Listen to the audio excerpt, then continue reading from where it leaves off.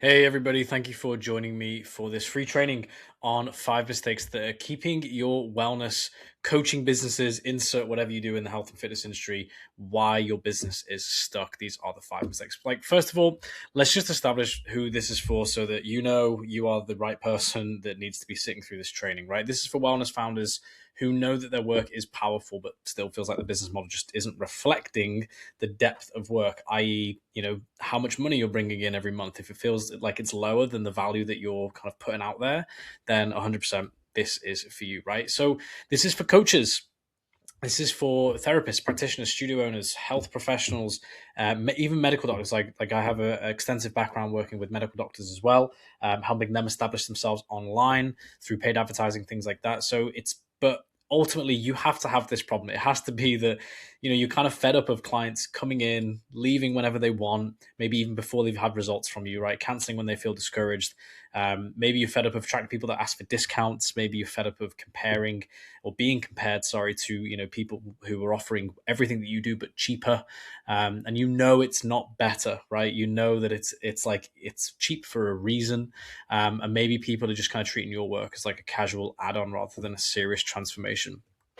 Um, it's also for founders who have a deeper sense that wellness is not really just about the body, right? You might already feel that like long-term change involves identity, right? Belief, self-concept, lifestyle support.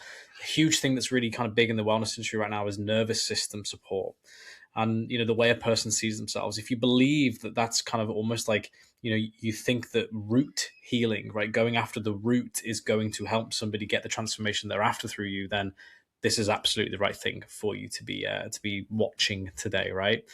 And what my goal is to do by the end of this training is to give you a framework and maybe even some language that's going to allow you to align your business model that offers this kind of like depth of transformation. Okay. So I'm going to teach you a little bit about packaging, pricing, and delivering that path a little bit later on. So if that sounds like, yeah, that's what I'm here for, then this, like I said, this training is going to give you that language, to kind of give you language to things that you've probably felt for a long time but just couldn't articulate. So look, let's first and foremost just establish what the big problem in the wellness and fitness industry is. It's that the wellness industry has trained clients to consume wellness and stay pretty much at the surface level where everybody is manipulating the body but not transforming for the long term, right? We're not going below that surface level. No one is really committing their clients to transformation, at least no longer than like 90 days worth of transformation. And that's why someone can attend like a yoga class for years and still not really change the way they relate to their body. Maybe their body doesn't even go through any kind of like physiological change, right? Like how many times have you had that client in your space, right? The one that kind of keeps turning up, but just doesn't seem to really kind of change, get any results from you. And you think, why are you still here?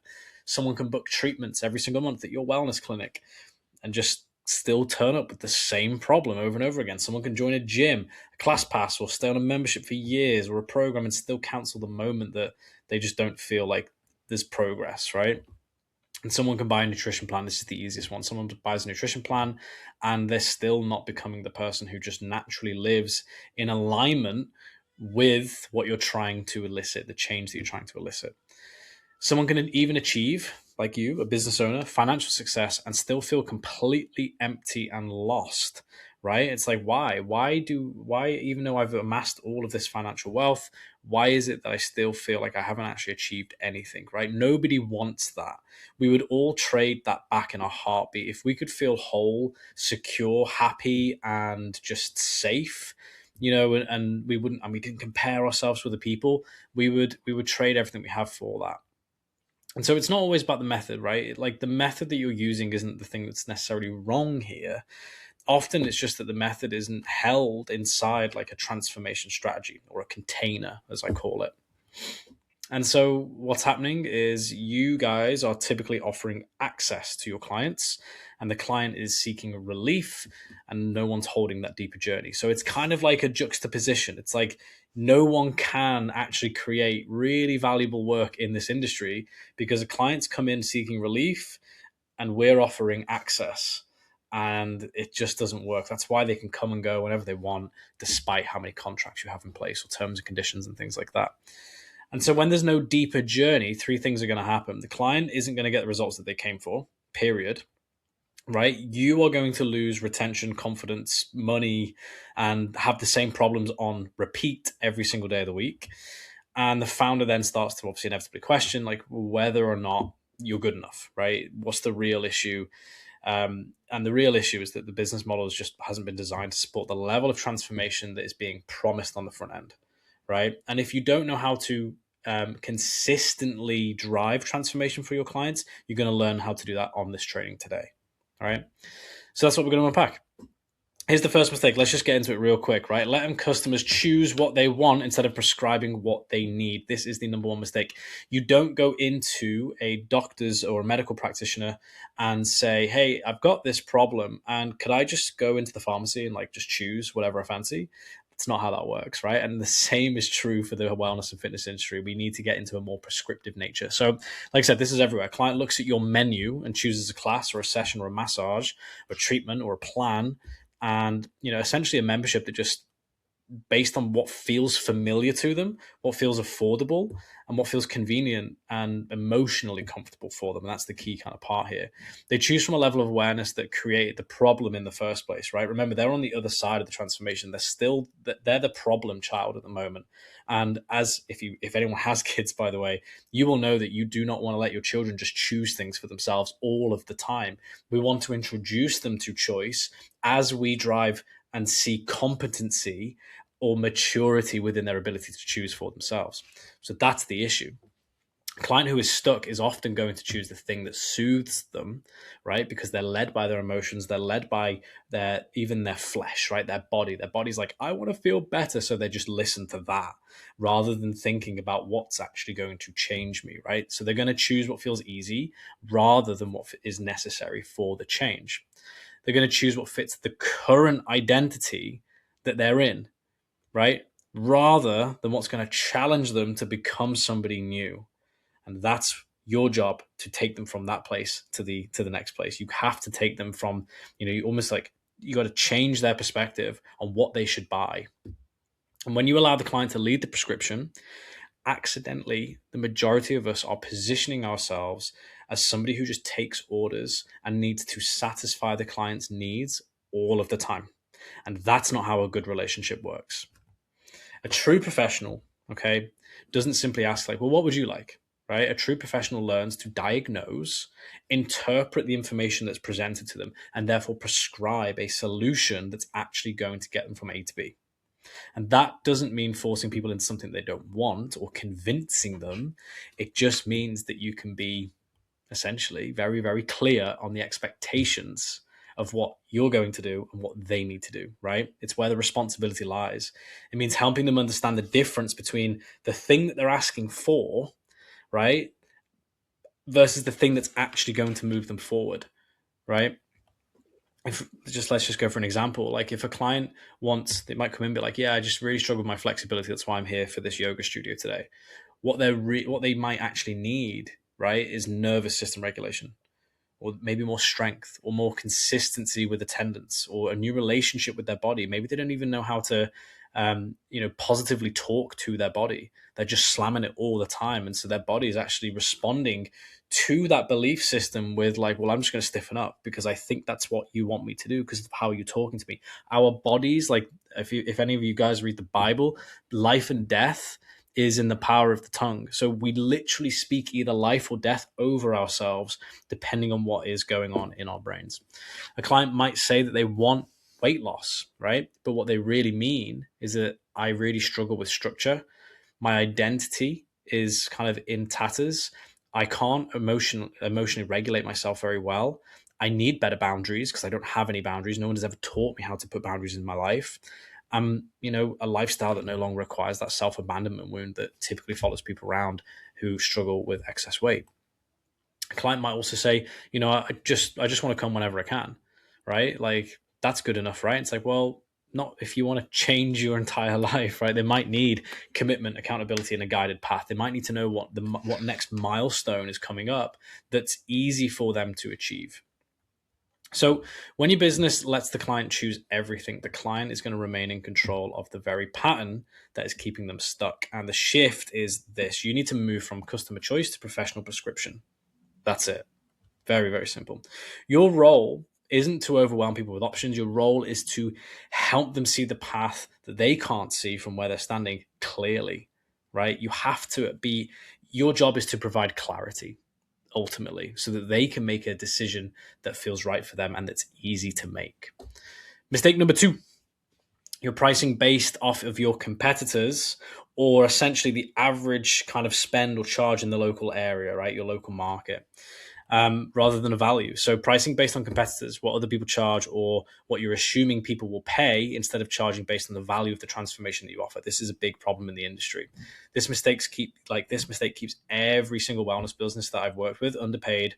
The owner is overworking. They're quietly resentful about the entirety of it, and all it comes down to is that they charged off the gym down the road, right? The problem with competitor-based pricing is that many of the people you're looking at and comparing yourself to aren't profitable either.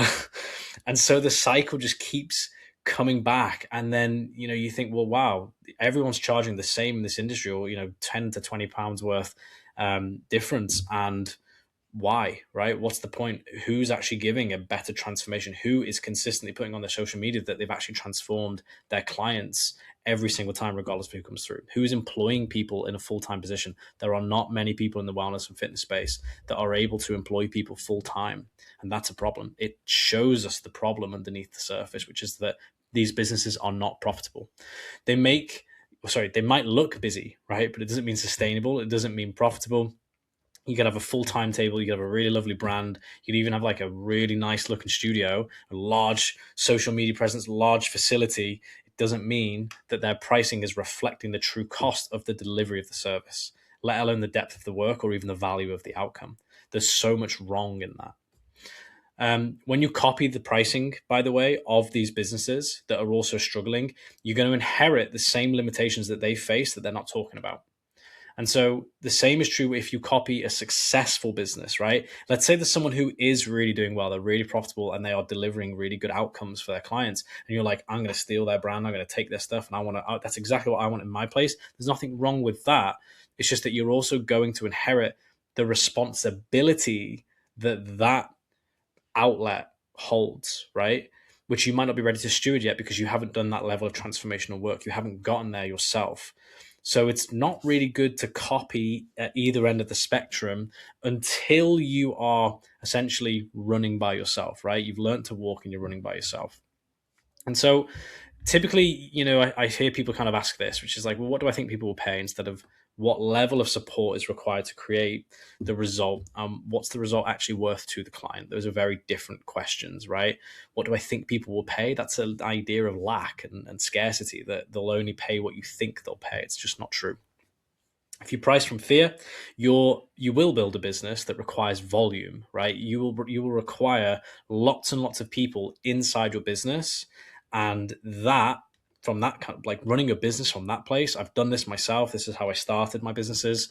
It creates pressure, internal pressure. You just constantly think, I've got bills coming in, and like I need 150 clients before I'm even profitable, or I need 100 clients to get successful, or whatever it is. Pressure reduces the quality of support you're even able to provide clients. So if you're reducing support because you're like faced with all this pressure, the results that you can get for people is actually going to be far less as well. And weaker results is going to lower your retention. And that creates that cycle of always needing more clients, more leads, and you are just chasing your own tail over and over again. And suddenly your entire business is just running on urgency rather than value. And it's hard to dig yourself out of that hole. I've been there, I've done it myself, which is great because I can teach it back. So value-based pricing begins with like a more mature question, which is, what transformation are we actually going to help somebody achieve? And then the idea is to create better throughput so that you can do that consistently, no matter who's going through that machine. So are you helping someone feel safe in their body again? Are you helping them rebuild confidence? Are you helping them change their lifestyle, their identity, their habits, boundaries, energy, leadership, emotional capacity? These are all the things that underpin, I want to lose weight, or I have this condition with my shoulder, or I want, right? These are all surface level things. What underpins them, after we've done all the mechanical and structural work and all the things that your method does, you need to address these things as well. So are you helping them become the kind of person who no longer suffers with the thing that they're coming in with, right? What do those people look like? How do they behave? How do they show up in this world? If so, you cannot price that like a drop-in session or a recurring membership that, reduces the cost of your overall classes or whatever it is. Now, it doesn't mean charging massively high prices for the sake of it. Now, I do have clients that charge like $3,000 to nine, like somewhere between 3 and 9 grand for 90-day transformation packages that then lead into like lower end recurring packages. But they're not doing that for the sake of it. When you see that online, it's not because like they're just money grabbers, or like they just want loads of money and they want to exploit people. It's that what's included in terms of inside the service and delivery is going to be way more in depth than maybe what you're doing already right now. You just don't know that yet because you've never seen the other side of that. If you've never spent $3,000 anywhere like around that mark on a program that's designed to improve your health, you therefore don't know what is on the other side of that, right? You might just be skeptical about it. It means your pricing, packaging, and promise must align. If you are going to start charging that, as my clients do, that's all that matters. You actually just have to align your pricing, packaging, and your promise with the depth of support, responsibility, and transformation that you are actually providing, right? So you have to do the work that you're saying you do. So the shift is to move from market-based pricing to value-based pricing, okay? Which is, what is the value to the client for this transformation? That's going to be different depending on who you ask. If your work is creating meaningful change consistently, your business model has to be strong enough to hold that change. Okay. Now, mistake number 3, jumping straight into a membership, pay as you go, right? Recurring services instead of a guided onboard program. This is another reason why people suffer with cash flow in their businesses. They're always looking for new clients and they don't know how to charge anything above 297, right? 297 quid for like an onboarding package, and then maybe like a 250 or 150 recurring after that. Like, these are all low barriers to entry. And they're actually kind of like low barriers to exit, right? When people aren't spending above that amount, there's less reason for them to stay because they're not missing, their bank account doesn't hurt enough for them to actually stay to do the work. So jumping straight into recurring membership, it's open-ended access, all right? Pay-as-you-go offers, if you just, pay per treatment, for example, if you're a wellness clinic, before the client's even been properly onboarded into transformation, they're just able to kind of get into your services, right? And recurring revenue sounds attractive. You think it's going to create safety in your business because it's stable, right? They're going to pay me every month. But here's the thing, like 20% of your clients aren't going to pay you on time. And then 50% of that 20% are just going to ghost you and never pay you anyway. So recurring like memberships and is kind of one of the root issues for cash flow. Like it's one of the root causes of cash flow issues because people don't pay you on time. So you're always chasing more money, and that's adding more time to your day, right? And you've got to go and email a few people now and chase them up. And you've always got those, a few of those clients that never pay you on time and they're annoying in classes and whatever. And so, pay as you go can feel low pressure and easy to sell, but that's also a problem in itself.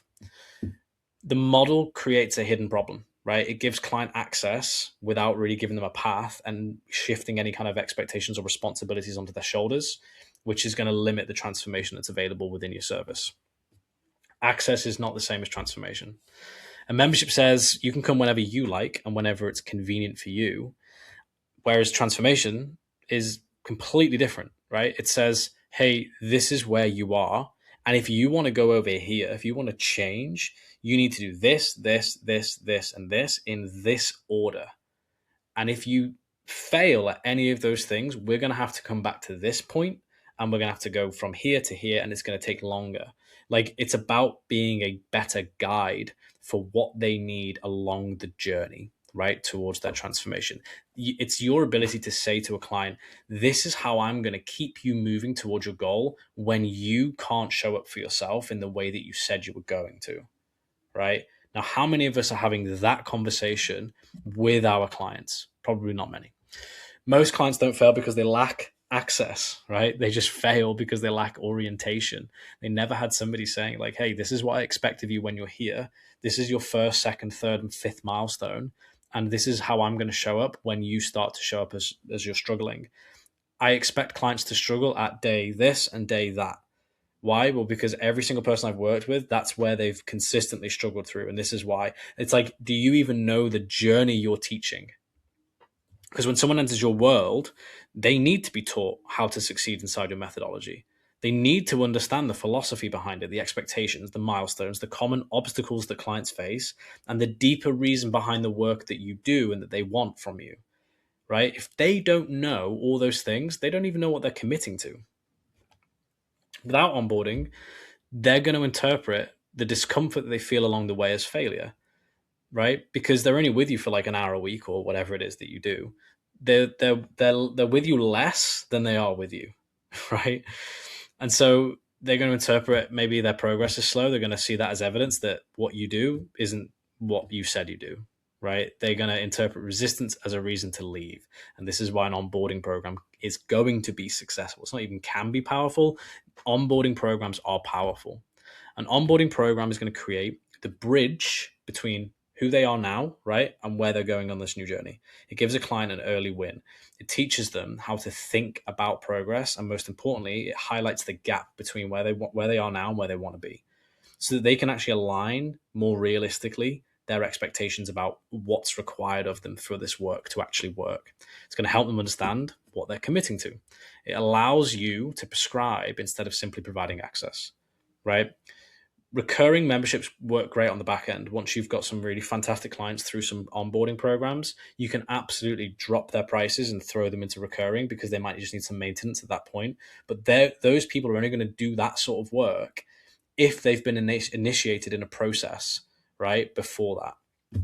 So the shift you need to make is you need to go from open access, right, where you're always available to anyone who comes in, to guided onboarding, and it's mandatory for every new client.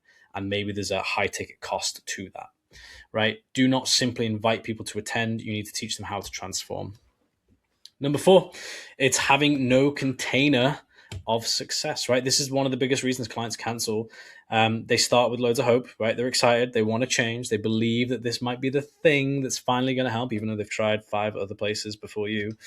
And after a few weeks, life gets busy, motivation drops, body feel doesn't feel like it's transforming, and their old identity just starts pulling them back, right? They might miss one session, feel a bit guilty about it, and then before you know, they've kind of missed a few sessions and nobody's reached out to them. There's nothing in terms of milestones that's holding them to any kind of journey.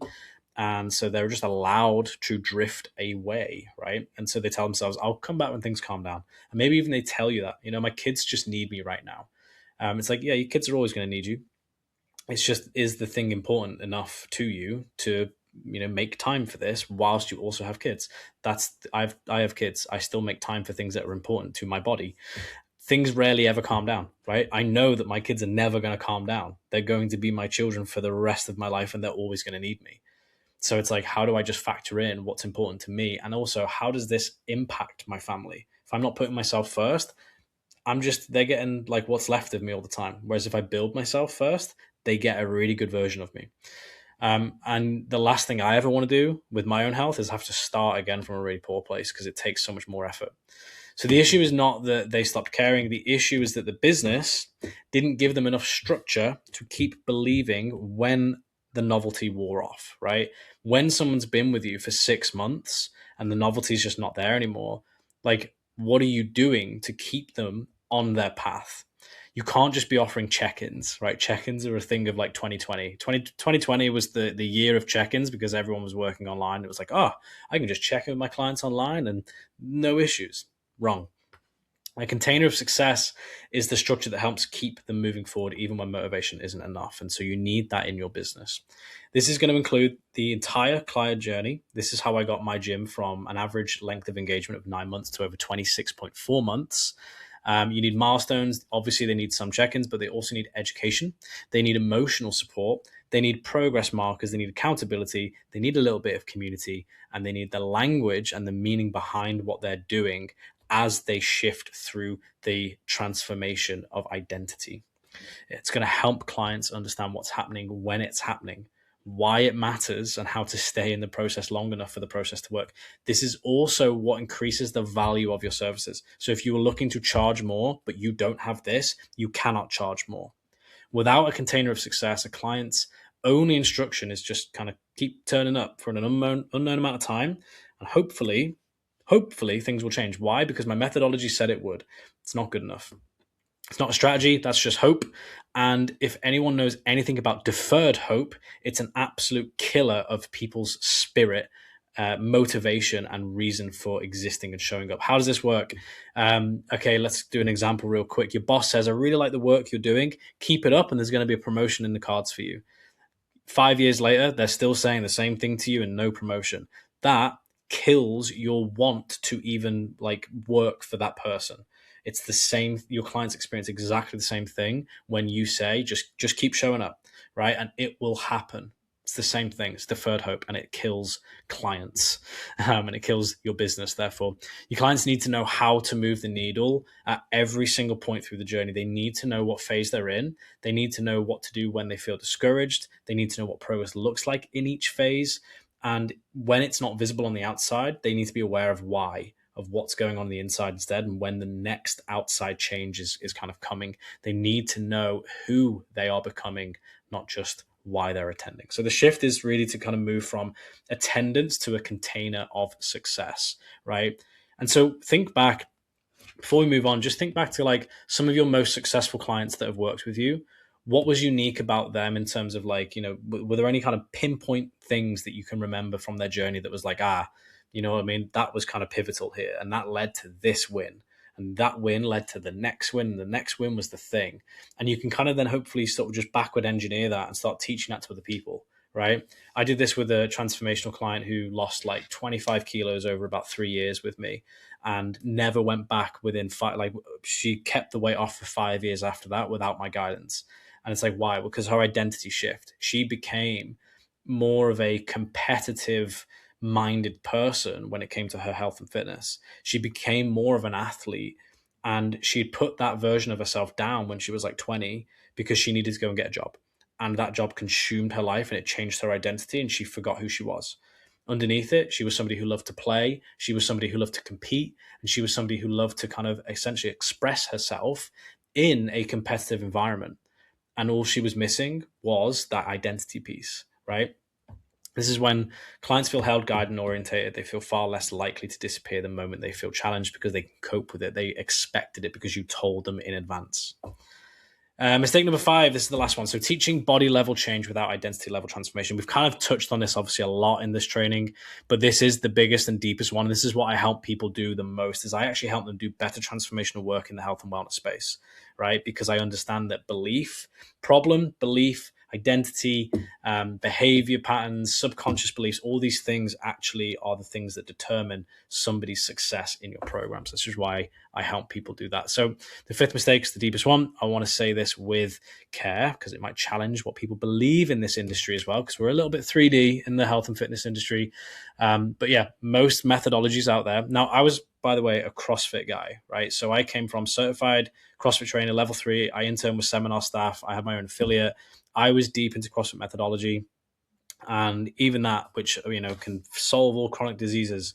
No, it can manipulate health markers for the body, behavior, and symptoms that you have in regards to chronic disease, but nothing is ever going to shift you completely or heal you at the root other than your identity shift, like ultimately, which we'll get into in a sec. All these methodologies work on either movement, food, breath, posture, treatment, recovery, routine, supplements, training, nervous system tools, or therapeutic techniques. Most of these methods have some value, right? Many of them help people. But the problem is that not that body level work is useless, right? There's value in physicality, right? And physiological manipulation to the body. There's value in that. It's just that it's incomplete if a person's identity is still organized from an old wound, right? The old story, the old self-image, the old survival pattern that is the reason for why they struggled with the thing in the first place.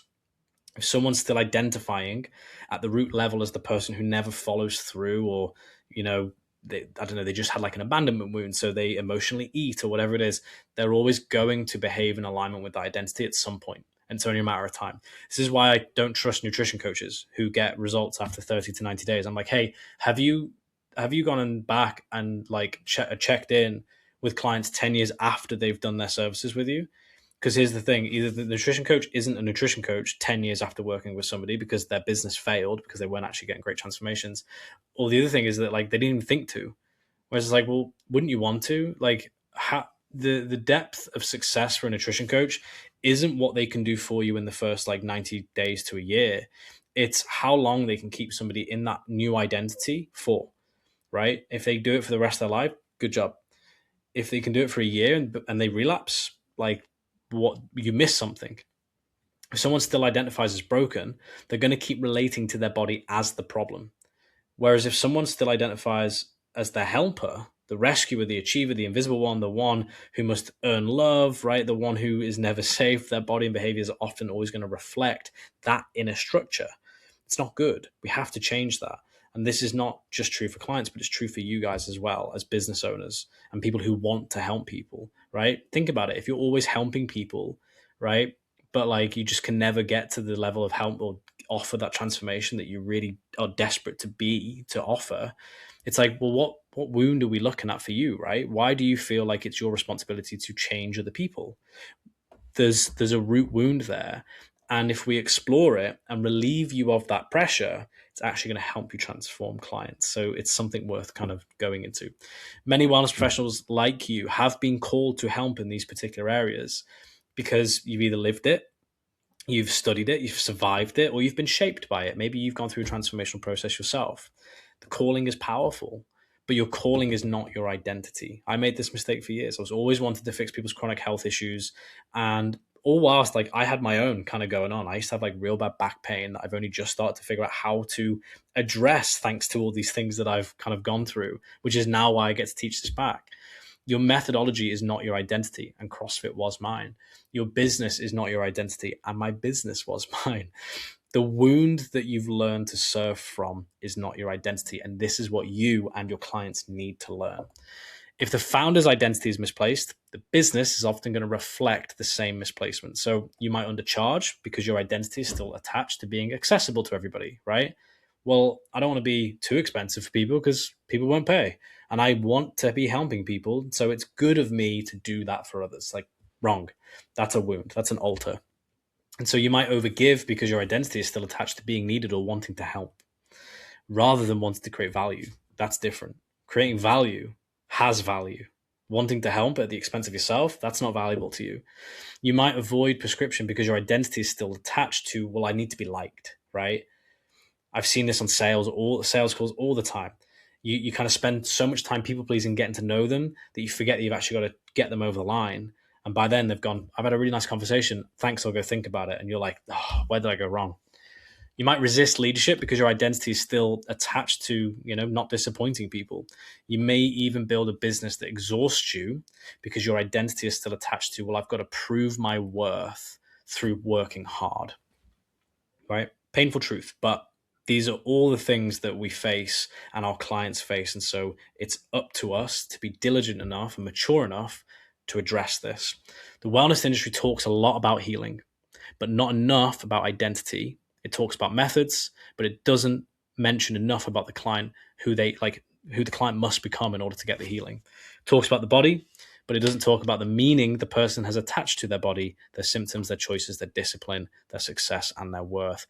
So the shift that we need to make as owners, coaches, practitioners, and our clients need to make is we need to go from body level intervention alone to identity level transformation, right? We have to address subconscious beliefs and behaviors and patterns.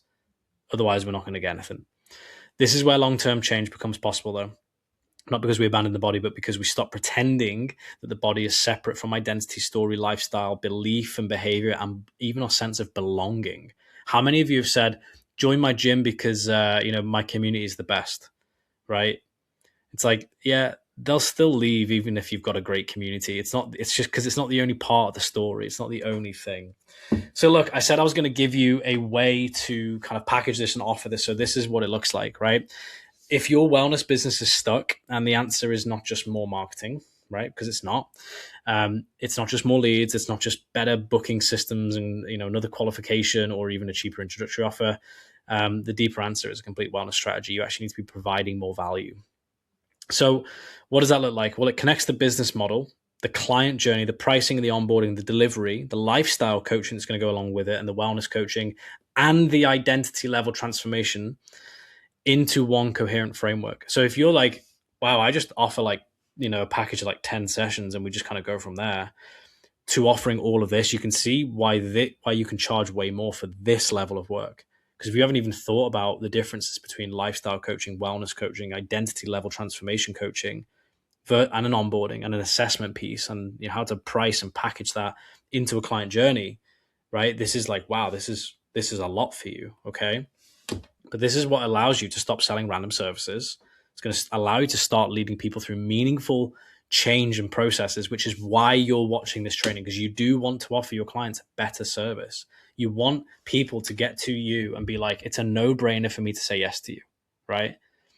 And so you need to be able to show evidence of that. The same thing is going to work time and time again, regardless of who goes through it. How many of you can say that your service does that? Or does everyone kind of get something slightly different based on their needs?